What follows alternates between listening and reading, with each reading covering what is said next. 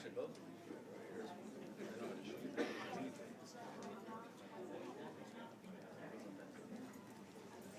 I won't borrow one of them. You don't even know what the business is.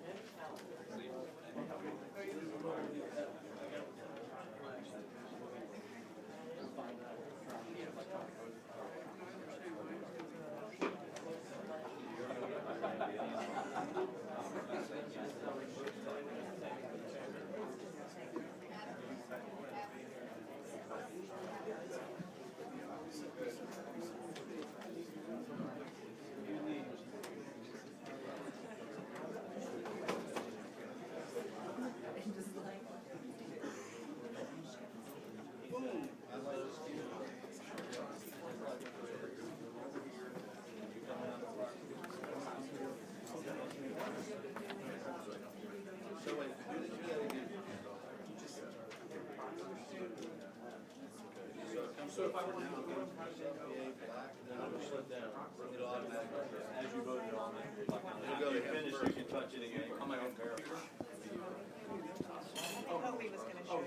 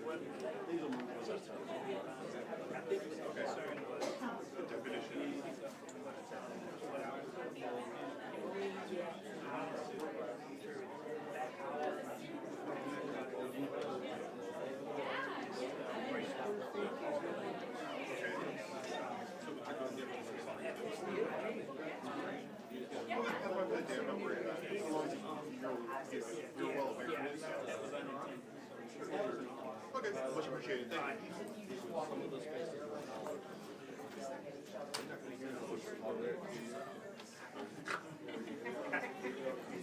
Well played. That's really awesome. It's going to be a great day. My first three, I think.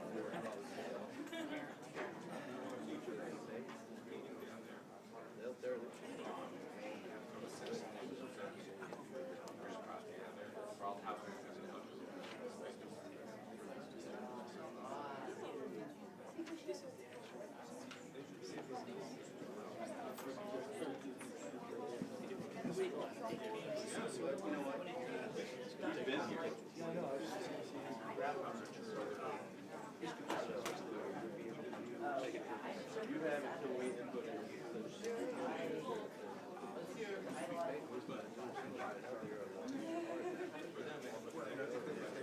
Marshall says, hey, I see you guys this allowed me to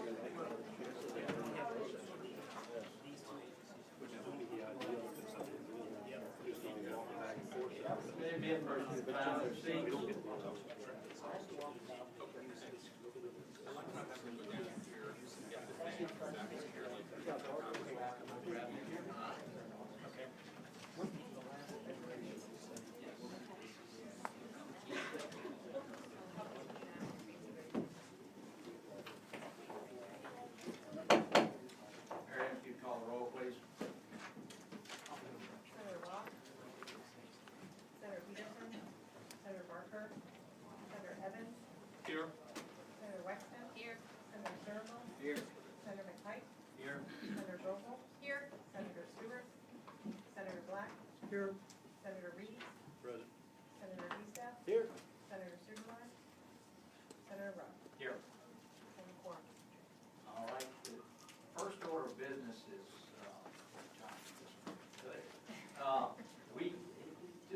for everyone to understand, we have a new voting system.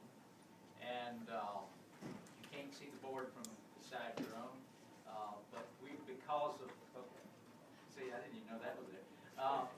So we want to go through this so everybody understands what we're doing. John? Hey, Chairman, members of the committee. Hobie and I worked together in the interim to try to bring us into electronic voting for committees, and Senator May is our pilot project. So we're hoping that all committees that meet in this room will use electronic voting. As we go through the process, we're going to be soliciting you all for feedback on improvements to the system, how to make it work, so that as we move out of this building into other spaces, we have good feedback from y'all when we hopefully will fully implement this across the Senate. The equipment you have before you is the exact same equipment that you should be used to using in the Senate chamber. We have integrated our proxy process into the system. You all have the ability to grant your proxy to any other member of the committee, and then return yourself to your seat when you come back into the room. Just like in the previous proxy process, if you grant your proxy to a fellow senator and then that senator leaves the room, until that senator or yourself return to the room, your proxy is not valid. So make sure that you check with your fellow senator, make sure they're going to be in the room for the duration that you will be out.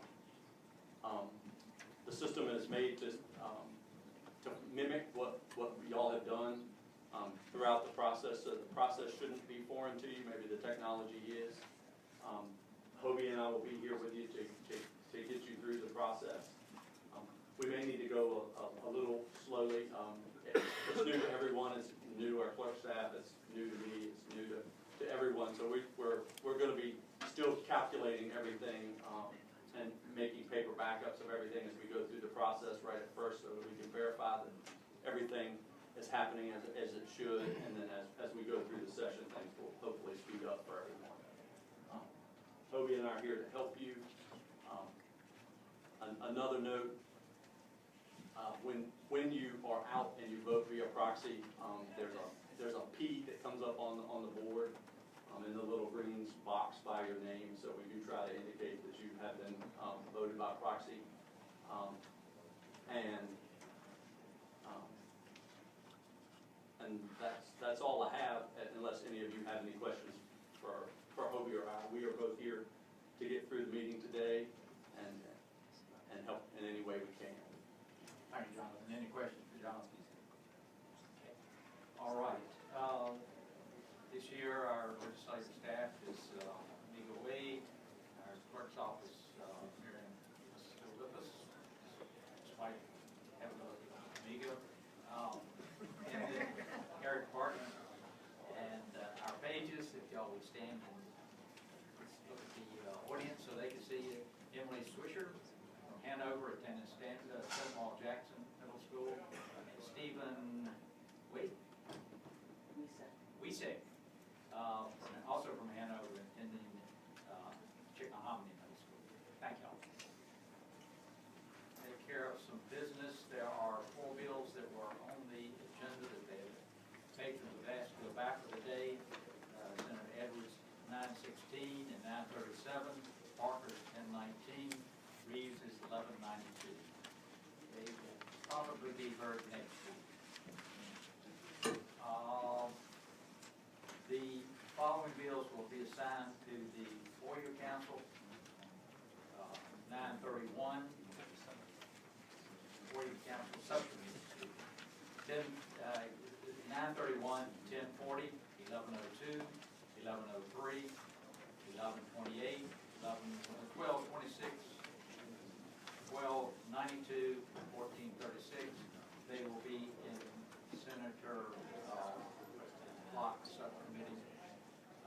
We still have 2 subcommittees, but at this point, we're going to try to handle as much as we can in the full committee rather than putting everybody through the process that way. The first bill that we will hear today is from Senator Chapin. Welcome. Thank you, Mr. Chairman, members of the committee. Senate Bill 891 it deals with potential care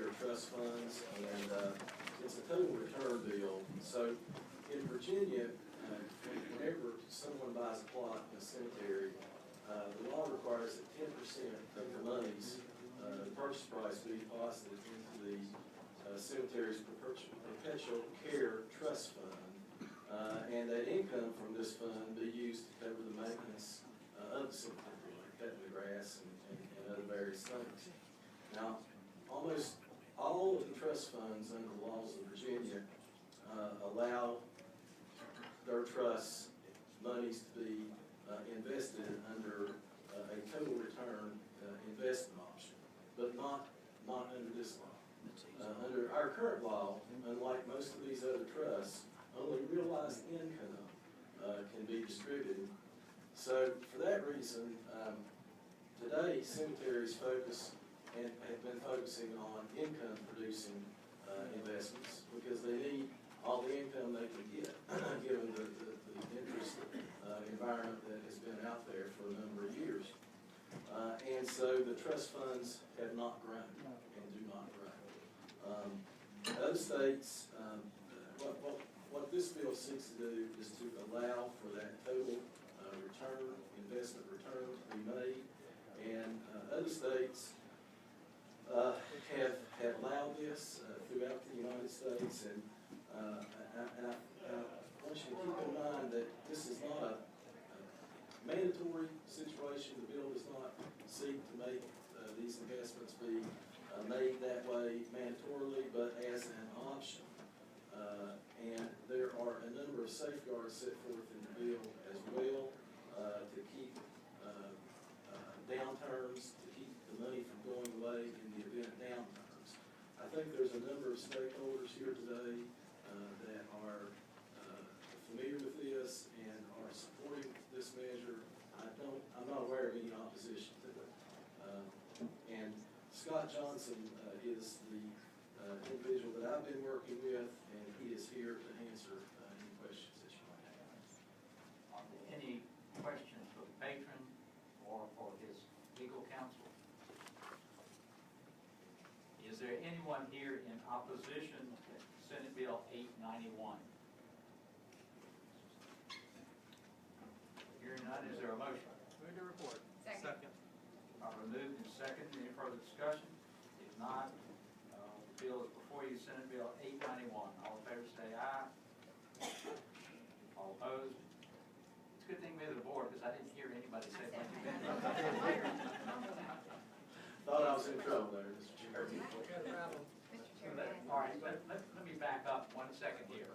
If I call for a vote and it is a clear indication that everybody supports it, then we're not going to have a recorded vote up there, or you can record it if you want to, but only in the situations where there's a split and it's not a unanimous vote will we go through the process of that.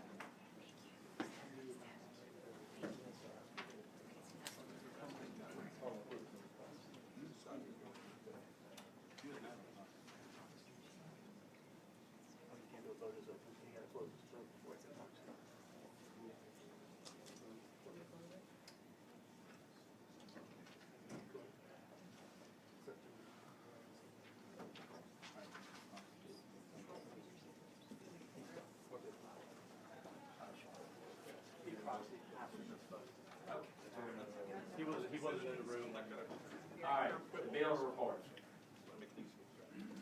Chapin, another bill? Yes, thank you, Mr. Chairman. The second bill is Senate Bill 1237, and that is a housing authority bill, and it seeks really to do one thing. Under current law, under 36-19.2 of the code, in our current law, no authority that's been created by a city or county can build additional housing without the approval of the governing body. And what this seeks to do is to change the 3 words, which is city or county, to locality. And what that would allow for, it would allow for towns, okay? And under law prior to 06, there was a change in the law in 06. We think that it probably was a scrivener's error, but before then, towns could do this. Towns that they created authorities. Questions of the paper? Is there anyone in the audience that wishes to speak in opposition to Senate Bill 1236? No, 1237, excuse me. I can't read. Hearing none, is there a motion? Move to report. Second. Properly moved and seconded that Senate Bill 1237 be reported. All in favor say aye. Aye. All opposed? Thank you, Mr. Chairman. Next up is Senator Sturman.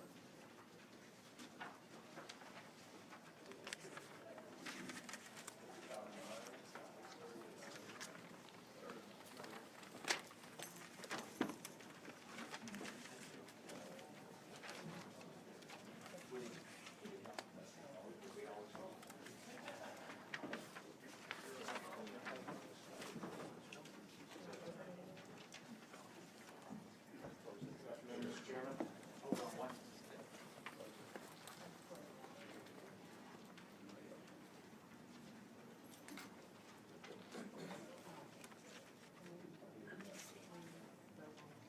All right, we're still trying to figure out where we are on this. I will ask for a revote on Senate Bill 1237. All in favor say aye. Yea. Vote aye. Aye.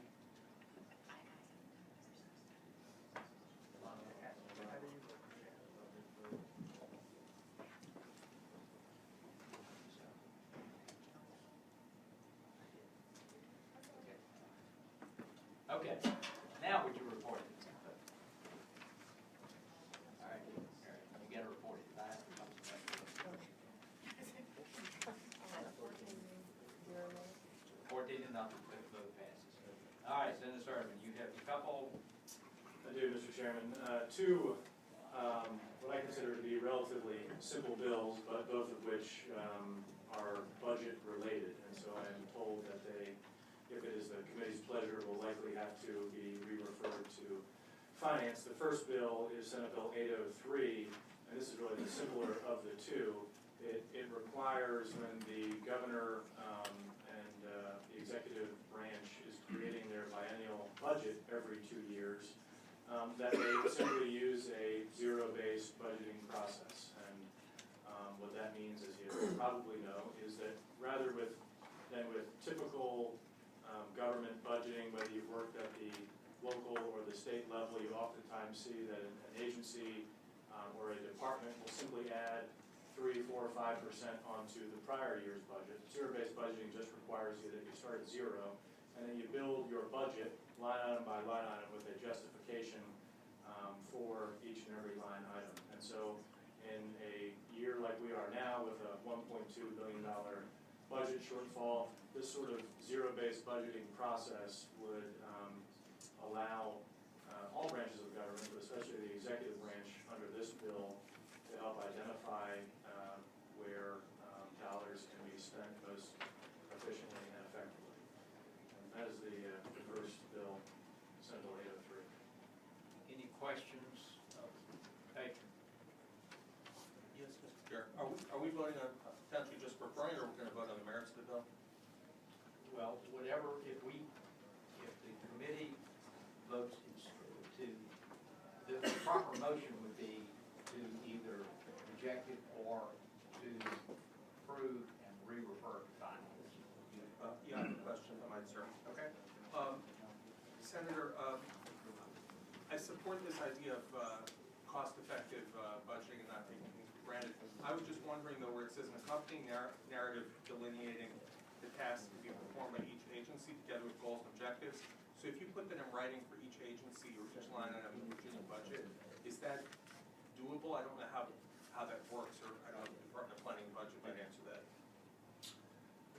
It's a good question, Senator Evan, but I think it is one in which we should hope that the executive branch, when developing the budget, would do, and would aspire to, because we want to make sure that every dollar is being spent in the most effective way possible. And by ensuring that every line item has a justification for why that money is being spent, having that description that you referenced that's in the bill would allow us to see why and where those dollars are being spent. Mr. Chairman, I too have a follow-up, and I'm also appreciative of this sort of framework and effort. My question pertains, there are many different ways to build a budget, and some of them are sort of catchphrasey as well as zero-based budgeting. If, say, the next governor or, next framework, they want to come in and use performance-based budgeting, we would have to sort of redo the code because there's a different method, different strategic planning effort for the agencies to go through to sort of get to your point, but does it sort of hamstring future frameworks as well as methodologies? That's not an unfair point, Senator Pike. I think, however, this is a way in which we as the legislature can direct the executive branch to develop that governor's two-year budget in a way that, as best we can, hope that it's being done in an efficient way. But you're right, there are certainly other ways to do it. This way would require that it be through a zero-based budgeting process. I think it's to each his own, I suppose. Let me follow up on that. When I went on the board of supervisors in Mecklenburg County, I ended up on the finance committee, and we had been paying service contract typewriters forever. They had to dig to find 2 typewriters in the closet. But because nobody had gone back and said, is this the right thing to do, we were spending money for no reason. So that's kind of the thought process, I think, that Senator trying to do. Senator Sarver. The question to the patron. Senator Sturban, so I'm looking at Wikipedia, so I was trying to figure out what this is. Because we don't use a zero-based budget in my law firm, and I've never had the pleasure to serve on the finance committee. But according to Wikipedia, it says that the number one disadvantage to zero-based budgeting is that it can take enormous amounts of time, effort, and analysis that often requires extra staff. That would cause the process to be counterproductive in cutting down costs. And then it lists 4 other disadvantages. And have you got any feedback from not just the governor's office, but from government in general that in order to actually implement this, it would like increase the time that is devoted to budgeting like massively, or just be a big problem in that regard? Yeah. It's without having seen the Wikipedia reference that you were citing, Senator Zerval, our committee will respond exactly to that, but it is a good source and one that we all use on a regular basis. But I think it's easy to overcomplicate the intent and the desire of this bill. The intent of this bill is simply to require the executive branch when developing a biennial budget to start at 0 and to build that budget up and to justify where each and every expenditure goes. My hope is that when the budget is developed now, that there is a similar level of focus on detail, and that therefore going to a zero-based budgeting process would not require a lot more manpower and a lot more time-intensive effort. Because I'm hoping that when the budget is developed now, that they're already digging deep into it to make sure that the money is being spent wisely. But this is just one way that we can provide legislative oversight to help ensure that is happening. Senator Sarver. Mr. Chair, I may have been serving on city council for 8.5 years and building the budget. I can kind of throw something in that might help us with this or move it along. Imagine last year we went on vacation and we went to the Outer Banks. And imagine this year we're going to go to Florida, and imagine next year we're going to go to New York. Well, just because 3 years ago we went to the Outer Banks, and this year we're going to Florida, and next year, we wouldn't combine them all together and make them all in 1 year. Whether you have performance-based budgeting, you can still do zero-based budgeting with performance metrics in mind as you build it up. And I'll tell you that just as you said, Mr. Chairman, with the typewriters, when you look at a scrub and go zero-based budgeting up, there are a tremendous amount of efficiencies that are continually found. And what some people don't realize is there are certain things you look at, like it takes 5 men or 4 men on a fire truck. You can put that in as part of your zero-based budgeting, knowing that you need 4 people on that fire truck to operate that apparatus. And then as you build your budget up, you're logically doing it, but what you're not doing, or what you are fixing, is you're not purchasing that new fire truck every single year. It's a smart, wise way to do things. And what we are finding is those localities and those organizations that do zero-based budgeting are finding a tremendous amount of savings from things that they hadn't looked at or dug down into for years and years in certain departments. So I think this is a great idea. As a matter of fact, I think it's a fantastic idea. And with that, I'd like to make a motion when appropriate that we report and re-refer to financial committees. Any other questions or papers? Anyone in the audience in opposition to Senate Bill 803? Now would be the time. Second. Go ahead. Senator Zippin. So, Mr. Chairman, with that, I'd like to report and re-refer to finance. I think this is a great bill. Probably moved and seconded that the bill be reported and re-referred to finance for discussion. Hearing none, all in favor, push aye.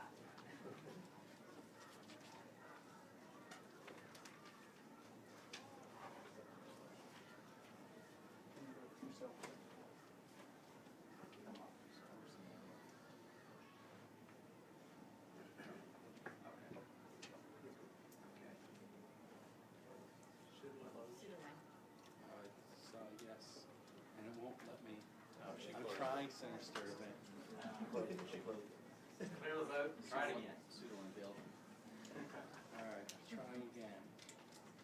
All right.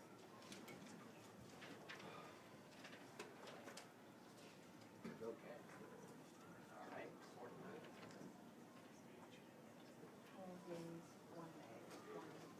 12. 1 no and 1 abstain.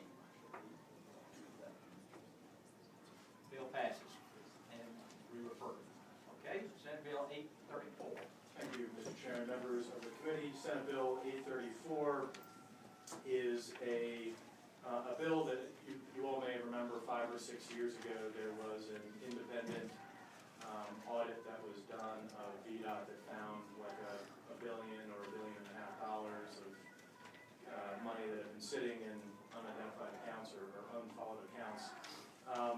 This bill builds on that and requires every 4 years that there be efficiency and effectiveness audits done of half of state government agencies and departments. And that, JLARC does phenomenal work, and the state auditor does phenomenal work, and the other state entities that do auditing do great work. The idea of this bill, though, is to use an outside private sector auditor to come in and help state government make sure that we are entering into and staying in the 21st century with the way that state government operates and delivers services. And so this is another bill that, if it were the committee's pleasure, would need to be re-referred to finance. But that is the gist of the bill. It is having these outside independent audits of half of state government, 50% of state government done every 4 years. Any questions of the paper? Is there any opposition in the audience for Senate Bill 834? Hearing none, is there a motion? Mr. Chairman, could I ask one question? To review the entire state government in 4 years, do we have any idea what that cost of these outside experts do this? Great question, Senator Evan. We've not gotten a fiscal impact statement yet, but I will tell you it's not there will be a fiscal impact, no doubt about it, which is why it needs to go to Senate Finance. And I'll tell you, I suspect it will be somewhere in the $8 million a year range. Which explains why this will go to finance. Correct. Mr. Chair. That's my best good faith estimate, Senator. Senator Bowe. I'm going to move that the bill pass and be referred to finance. Second. Properly moved and seconded that Senate Bill 834 be reported and re-referred to finance. All in favor say aye. Vote aye. Aye.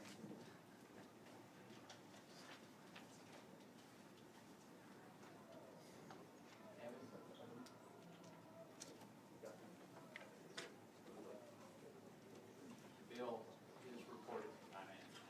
Thank you, Committee. Thank you. Senator Dance. Thank you, Mr. Chairman. Senate Bill 1042 would simply transfer responsibility for the Virginia Resources Authority from the Secretary of Commerce and Trade to the Secretary of Finance. The VRA is an independent political subdivision of the Commonwealth that currently reports to the Governor's office through the Secretary of Commerce and Trade, and this bill would not have any fiscal impact. The Virginia Resources Authority was originally created in 1984 as a water and sewer authority to assist localities in financing water and wastewater improvements. VRA has invested over $7.5 billion in Virginia communities since 1984, nearly 1,500 projects through its various partnerships and programs. The vast majority of the VRA finance infrastructure is water, wastewater, solid waste transportation, local government buildings, public safety, and transportation. Another key VRA program is the Virginia Pooled Financing Program, providing localities with cost-effective access to the public bond market. The reason that we're asking to go into finance, that you all probably know that recently one of the localities that I represent was in quite a bit of financial problems, and the Secretary of Finance was one of the major folks to do a major review and assist us get to ground zero. And through that, they looked at the fact that VRA now provides low-interest loans for a wide-ranging variety of infrastructure projects, and that's in cities, towns, and authorities, and that's seen as economic development. But given the wide area of projects eligible for financing, the primary issue for VRA now is whether it is the appropriate, cost-effective vehicle for financing a project was essentially a financing decision. And so the problem that was discovered in one of my localities was a red flag that we needed to look at another more appropriate secretariat to handle this. And now for the nexus of the Secretary of Finance is appropriate. And Mr. Chairman, if the committee has any questions related to the bill, someone from the Secretary of Finance's office is present. As I said, there is no fiscal impact here. It's just trying to place this authority under the right secretary. Okay, thank you. Any questions for the patron? Is there anyone here in opposition to Senate Bill 1042? Hearing none, is there a motion, Mr. Chair? Yes, just a quick comment, and I'll make a motion. I think this is a very good bill. I think it does get this transferred to the Secretariat, that it makes the most sense to have this agency here, and having sat through the hearing on that particular jurisdiction, of which I'm fairly familiar, it's important that as long as the Commonwealth is on the line, on the hook for these types of things, that we make those decisions from a financial perspective as well as a programmatic perspective, which I think was lacking previously. With that, I'd make a motion to report the bill. Second. Second.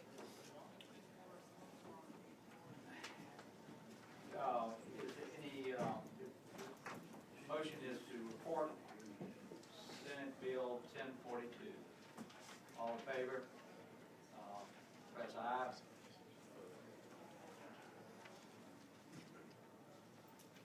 All opposed? None. The bill passes 14-0.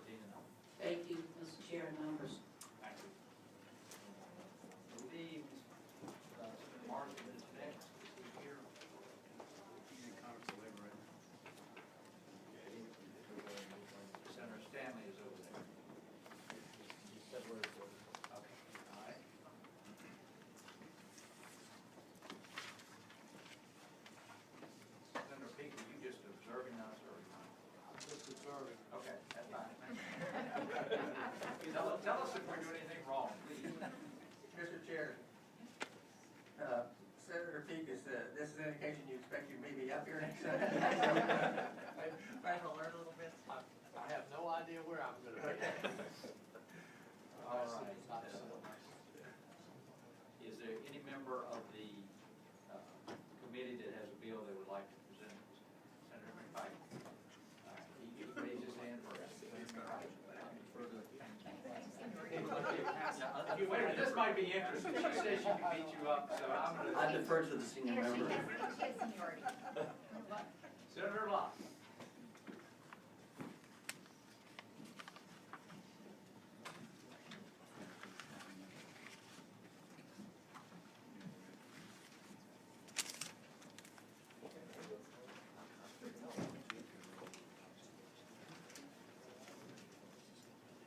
Well, Thank you, Mr. Chairman. I have Senate Bill 1037.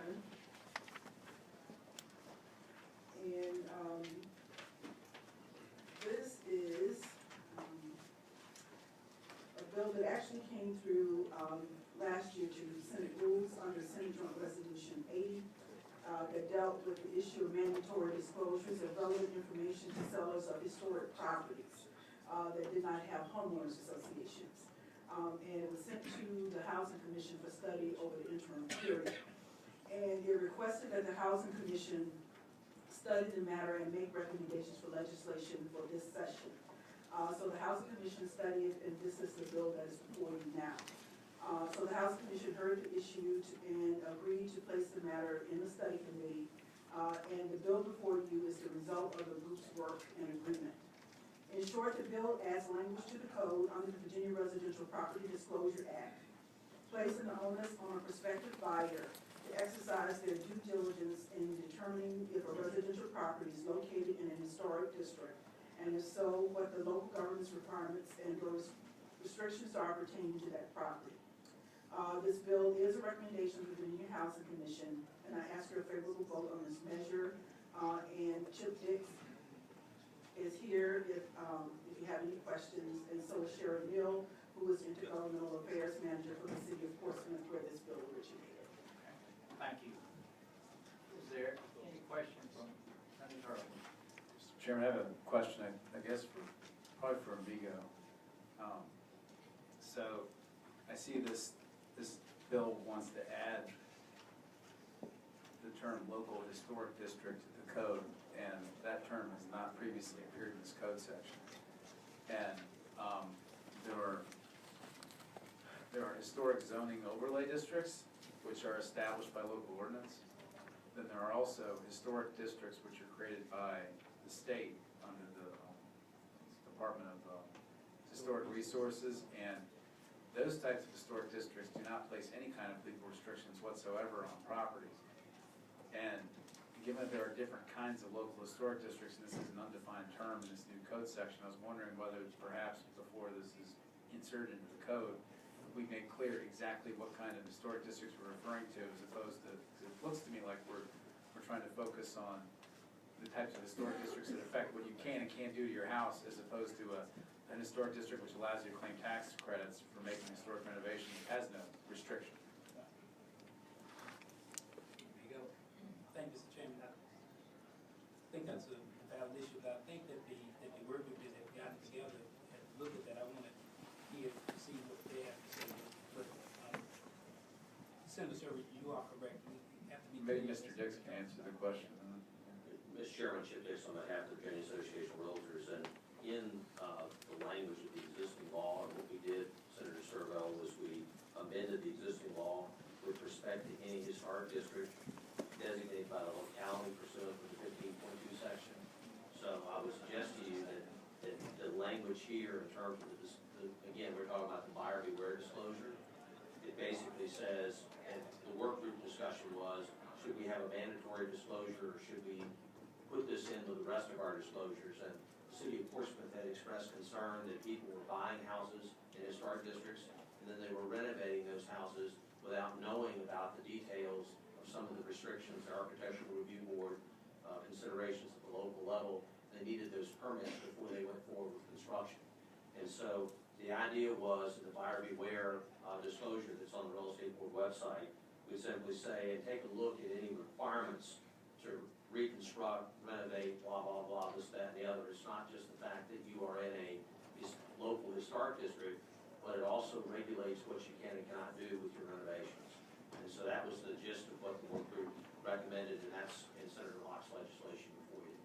So I think the answer to the question, Mr. Chairman and Senator Servell, is this does not apply in the circumstances. You may be in a state designated area, or you may have a state designated property or a federal designated property, but it's the local restrictions that are addressed in this particular bill.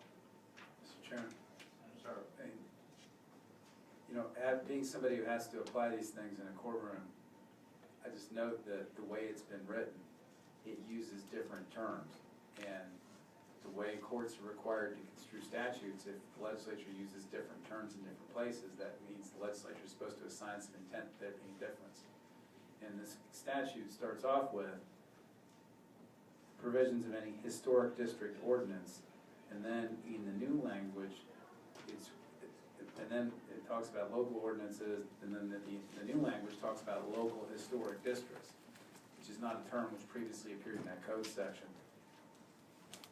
So it has historic district ordinance and local historic district, and I'm just wondering whether, anyway, if you're comfortable to think that this is gonna create some confusion or ambiguity the way it's drafted, and then I'll be comfortable with it, but I just wanna make sure it's precise enough that we're not creating an unintended consequence or something for somebody to litigate about after they bought a house.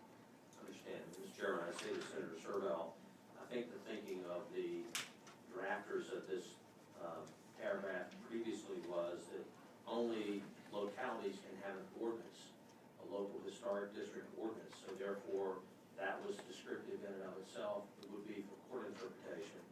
Likewise, local historic district, it's the designation of the ordinance would be the local historic district with boundaries. There's a separate Title 15.2 section that talks about how the localities are drawing those boundaries. So I don't think in the participants in the work group, I don't think there was any concern about whether this could apply to state designations or federal designations. It would only be those properties located in the local historic district developed in accordance with the 15.22306 section. Okay. Thank you. Any further questions? Is there anyone in the audience in opposition to Senate Bill 1037? Is there a motion? Move to report. Second. Properly moved and seconded, Senate Bill 1037 be reported. All in favor, vote aye. I need 3 R's. Paper, how do you want your vote? Go ahead, take the. All right.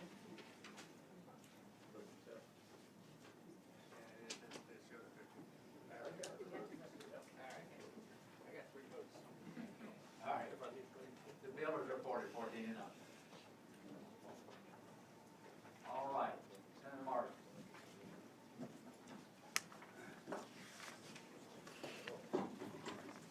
Thank you, Mr. Chairman. Have you attempted to say survey says before you click the button? Which would you like to hear first? You're the patron. All right, how about Senate Bill 905? All right, thank you. This legislation gives localities the option of increasing the monthly compensation paid to redevelopment and housing authority commissioners from $150 to $300. Housing authorities are responsible for assisting in providing and maintaining affordable housing for Virginia residents. That includes low-income households, seniors, and assisted living residents, handicapped individuals, and those with mental disabilities. To perform its duties, housing authorities must negotiate and interact with a variety of entities, including, without limitation, HUD, VHDA, lenders, bond issuers, mortgage lenders, local government, planning and zoning boards, community service providers, health agencies, property management companies, nonprofit and charitable institutions, the list goes on. This complex and sometimes conflicting array of stakeholders requires a substantial attention and oversight by the commissioners. The burden upon authorities and their commissioners has steadily increased based on the change in law enacted by HUD, increased oversight via multiple auditing requirements, increased amounts of housing inventory, and increased demand, particularly from seniors. The increase in compensation would not come from state or federal monies and/or grants which cannot be used for such purposes. Instead, it would come from the operating budgets of the authorities derived from revenue produced from rents from the residents. The compensation was set back in 1987. This is the 30th anniversary of that $150 maximum being set. When the price of the gallon. Sir? He's been off his legislature. That's it. Well, I think we got a raise 5 years after that. So it's been a while. The amount of time provided by commissioners to perform all of their respective duties can easily reach 30 hours per month. The increase is long past due. It's optional, it's local option, and is deemed necessary to attract and retrain quality people to serve, and that's the bill, Mr. Chair. Any questions of the debate? Is there anyone in the audience in opposition to Senate Bill 905? Hearing none, is there a motion? Move to report. Second. Properly moved and seconded that Senate Bill 905 be reported. Enter your vote now. Mr. Chairman, I have one quick question. I'm sorry, I was putting my finger up, I should have hit the button. All right, scrap the vote. Where does the funding come to actually pay for the salaries here? This would come from rents that are charged by the housing authorities. It doesn't come from any other kind of state, federal grant funding. So it is basically, I guess you could say, a non-general fund revenue kind of And payment. it comes from the housing authorities directly to the commissioners? Yes, I believe so, but from rents paid, I believe that's the case. I just don't want the localities come back and say, we pushed another unfunded mandate down to them. And we don't have one in Virginia Beach. I don't believe a redevelopment housing authority. So I would hate to have another locality say, hey, you just pushed another unfunded mandate down to us. That would be my concern. So I'd really like to be sure that we know where the funding is coming from for this. Well, and in that case, Senator Staff, we also have the notion that this is optional, so it would not be a mandate.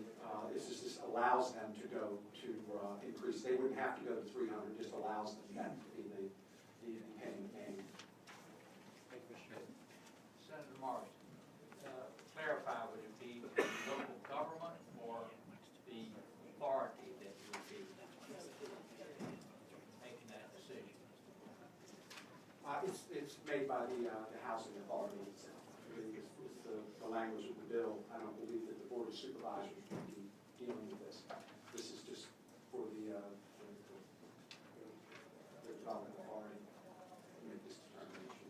Mr. Chairman, just to clarify, in the bill does say that they may pay that, but it says with the approval of the governing body, which I take to mean a local governing body. So this really is truly optional, not mandating that anyone would do it, but there's two. It seems like the housing authority has to agree and the local government, so it really doesn't mandate it. That's what I was hoping to hear. Thank you. Mr. Senator Barker, were you? I'm with him. Okay, all right. We have both allocated with Fairfax now. Okay. All right. All in favor say aye, or vote aye.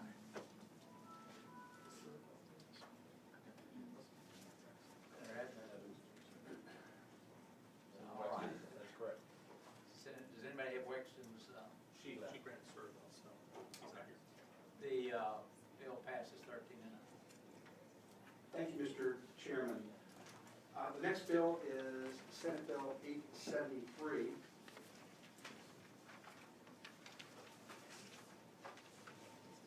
Do we have a substitute? Is there a motion to adopt the substitute? So moved. Second. Properly moved and seconded, the substitute be adopted. Senate Bill 873. All in favor say aye. Aye. Okay, proceed. Thank you, Mr. Chairman. I woke up this morning with a bill, and next thing you know, I had a team of experts, and they have created this substitute, which is before you. This legislation. Excuse me 1 second. Was your wife aware that you woke up with the bill? No, she just, she actually woke up in another city, so that's good. But this legislation seeks to give fire chiefs or other officers in charge of an emergency situation the authority to ban or restrict aircraft, either unmanned or manned, over the vicinity of the emergency situation. It's basically being able to manage the airspace. They're already allowed to operate, to control activity on the ground. Some local fire departments are utilizing drones now or unmanned vehicles to assist their personnel during an emergency. These tools can help give emergency personnel a better, more complete picture of the situation and can help keep personnel safer. The drones can help survey fires or be deployed during search and rescue missions and hazardous material incidents, providing information and damage assessments to teams as they respond to an emergency. It is vital, however, that emergency services personnel have the authority to control the area surrounding an emergency, including the airspace. The use of drone or unmanned vehicles by non-emergency personnel could impede the emergency personnel from doing their jobs. Legislation requires the Department of Fire Programs and the Department of Health to develop guidelines for public safety agencies to maintain the use of these systems. And the bill is supported by the Virginia Fire Chiefs, the Medical Services Advisory Board, the Association of folks who are involved in unmanned vehicles, and also Mr. Legault from the insurance industry is satisfied with the language that it would allow their folks to come in to survey the damage after the incident is over. So we seem to have concurrence by a number of groups, and I think this is a bill to provide safety, to make sure that we can manage the airspace over a fire or a traffic accident or what have you, to keep curious onlookers from coming in and trying to take pictures or interfere with drones or helicopters that are operated by emergency services personnel, creating a danger for them. So I think this is needed at this point in time, and I would ask for your consideration on this. Could you tell us what was added in this morning? What was this? This was made it a little broader, and rather I got into my original language was about unmanned aircraft being able to be controlled, and the language that we came up with was just expanding the original language to include the immediate airspace. So it didn't get into talking about manned or unmanned. It's just being able to control that airspace, and that was what the language that the group was comfortable with. Any questions of the paper? Is there anyone here to speak in opposition to Senate Bill 873? Hearing none, is there a motion? Oh, excuse me, move for report. Michelle, welcome. Just a very quick technical amendment. Michelle Satterlin on behalf of the Unmanned Systems Association of Virginia. I think in the substitute, that last part is to be an enactment clause and the "to" was left off. We just noticed that. You're talking about line 38? Starting on line 38, yes. Okay, that should be.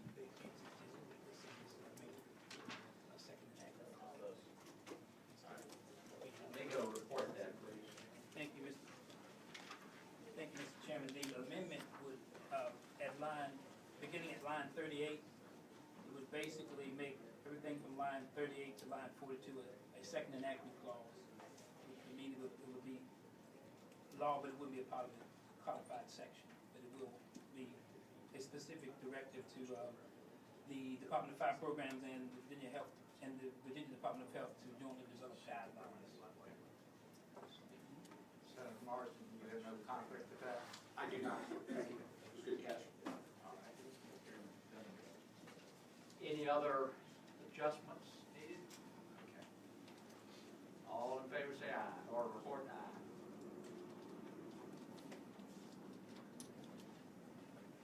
Senator Evans, are you? Hit the button, I guess. Okay. That bill is reported 14-0. Thank you, Mr. Chairman.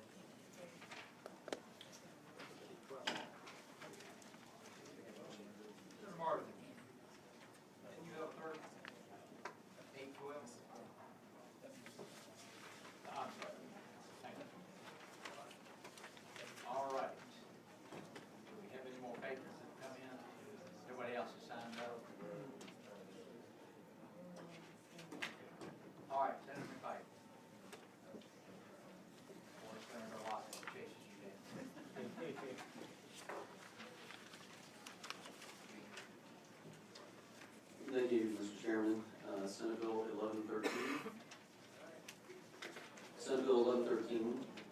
seeks to set out a new process that would allow contractors applying for contractor A and B licenses to post a bond in order to speed up some of the process and sort of monetizes some of the risk, protecting both consumers by the posting of the surety and bonds, as well as providing a framework for their ability to start work as a contractor to move forward at the same time.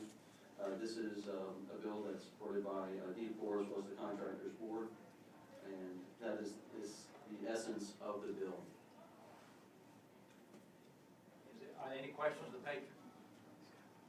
Is there anyone in the audience in opposition to Senate Bill 1113?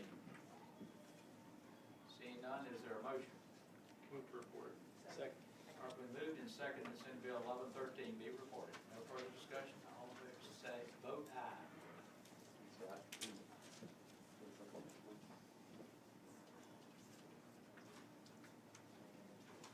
That bill is reported 14-0. Senator Stanley. I'll come back to you. Thank you, Mr. Chairman. Members of the committee. The Senate bill, I can't read it. 989. Sorry, I didn't memorize it. There are some amendments, technical amendments. Yes, sir. Basically, this whole bill is just a technical amendment, a little cleanup bill. You may recall that we passed this law just a few years back, or a year or two back, where we created the Commonwealth's 20 Marksmanship Board. The way it was written, and originally in form, basically had the Virginia Shooting Sports Association, and that was too specific. So what we're doing is basically two amendments, and I guess we have those. Report the amendments. Thank you, Mr. Chairman. The first amendment is on line 16. At the beginning of the line, strike in Virginia and insert at the annual Virginia State Championships. The second amendment is also on line 16. After shall be, strike administered and insert sanction. Is there a motion to take those as a block? Second. Properly moved and seconded that they be passed, that they be agreed to in the block. All in favor say aye. Aye. All opposed? And Mr. Chairman, members of the committee, basically what it does is it takes out the competitors of each rifle and pistol excellence in competition matches and annual state championships and cleans it up. It basically says that we will recognize the Commonwealth's top 20 marksmen in Virginia and Virginia State Championships. Really, Not 19. now we decided to round up, Mr. Chairman. It's prime number. So that's the bill. All right. Any questions of the patron? Senator Barker, you look like you want to ask a serious question. I don't know how serious it is, but just to make a little comment. I assume the patron is aware that the first gold medal awarded at the Olympics in Rio was to a resident of the 39th district in air rifle. Mr. Chairman, Is that a question? Senator Barker, I do know that, and we're all very proud, whether they come from Northern Virginia or not.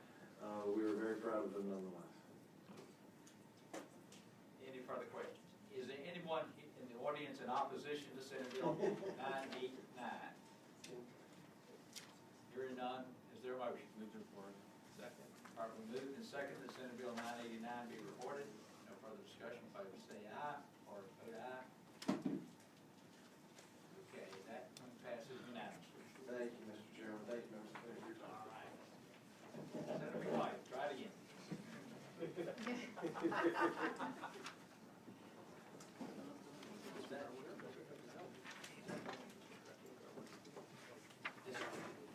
Mr. Chairman, Senate Bill 1118.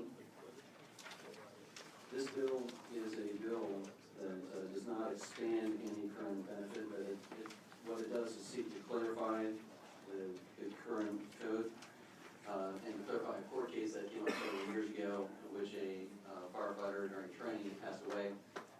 This court case, number one, was settled years ago, so it's not a pending case. But it was something that did cause the local fire department to go through tens of thousands of dollars of litigation to clarify this. So it really helps to clarify this code section. And again, lines 26 to 29, is to identify that those who are going through the firefighter training process are covered. There's some previously debate in terms of the status that was settled by this court case, so this helps to clarify this for the future. Any questions of the paper? Is there anybody in the audience to speak in opposition to Senate Bill 1118? If there is a motion to support it, it will be to report and re-refer to finance. This is not a fiscal impact. This is a zero fiscal impact statement on this one. I mean, we receive a request from the finance staff. It goes, yes. It goes back. Report and re-refer to finance despite the fact that it had no. Second with protest. All right. Record your votes. That bill is reported and re-referred to finance. Okay. Any other member who has a bill? I guess you're stuck with mine. Both of you want to take over Yes. while I Yes, sir. barely introduce this one. Here's, Are you barely introducing? This is the request of the board. I'm looking for David Bailey as I walk. Currently, that board is required to meet quarterly. Just remember to the committee, this is Senate Bill 896, in case you don't have it in front of you. I don't have it wrong. I know. You're just that good, Mr. Chairman. And they have been meeting quarterly for a number of years. They have very, very, very little business to take care of, so they come in and report, and then they turn around and leave. They have requested to change that to meet at least once annually, so that if there is any business to be conducted, they can come to Richmond. If not, they don't come except once a year, and that is the bill. Is there any member of the committee who has a question for Senator Ruff? Is there anybody in the audience who wishes to speak in favor of the bill? Is there anybody in the audience who wishes to speak in opposition? This is clearly a very controversial bill. Senator DeStep. So, Mr. Chairman, I have one quick question on this. So, if they did this in a leap year, would that mean they only do it every 4 years? I'm just kidding. I would consider that a friendly amendment. Senator Ruff, would you like to call in a calendar expert? Okay. With no other discussion, the chair will entertain a motion. The motion's been made to move and report Senate Bill 896. All in favor, please push your button. And if you're opposed, same sign.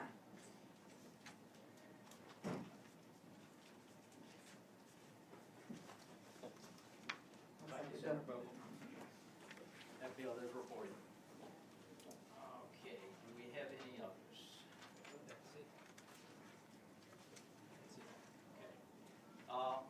This week we gave a certain amount of allowance to people who wanted to continue their bills. We only have a limited number of dates that we meet, so we cannot allow people to stretch this out. So we're going to be pushing very hard that once it goes on the docket, that we go ahead and handle it. I will tell you that we already have a commitment that Senator Lucas is agreeable to deal with all her casino bills next week. Senator Malak, did you think you could get a subcommittee together for you, and so we can deal with those next week? Okay, very good.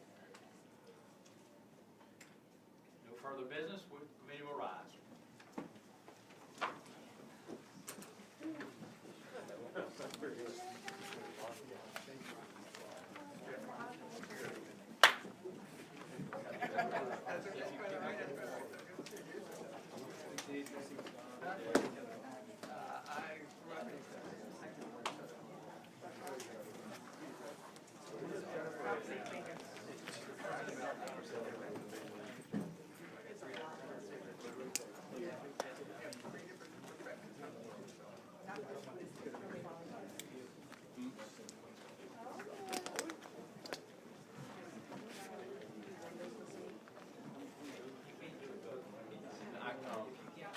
denoted the one for that.